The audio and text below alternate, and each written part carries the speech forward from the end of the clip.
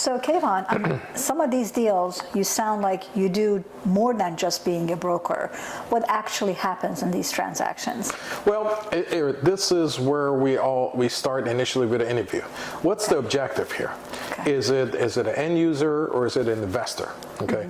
End users are pretty straightforward because you know what their objective is. If it's a dentist, they want to come in, you try to figure out the area, then you figure out the zoning, you figure out the access to the property, and are they allowed to do what they're trying to do? And then once we find them the property, you do the cost analysis, trying to figure out the build-out cost and timing and so forth, and you basically put it all together and you present it to the client. Hopefully he likes it, makes a decision, you move forward.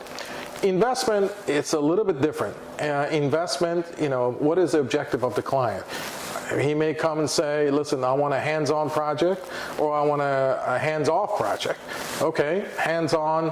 And he may come and say something simple. Give me something that get me a 7% return, 6.5% return, hands-off project, 15-year lease. So no problem. We've done a lot of those. I sold a lot of Family Dollars, and we were selling those like hotcakes. Lots of them. Yeah. We were selling lots of those. There were 15 years, triple net.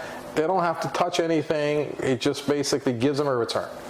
And then I also, when those type of investment, we talk about the exit strategy. That is the most critical thing in real estate, commercial real estate, exit strategy. What happens at the end? Wow. Other type of investment property, it could be a multifamily, as far as we talk about the rents, is there any deferred maintenance, what's happening with the property and so forth. Industrial, which is really hot these days, and office has been a little bit tough because all the vacancy through COVID and so forth. There is a lot of vacancies right now. But they're converting. Well, yes and no. Some of the properties you can convert, some of them you can't. Okay. You have to understand, not every building that was commercial can be converted to residential. Right. The design of the buildings are, residential. You try to have a lot of window line. They're not that deep.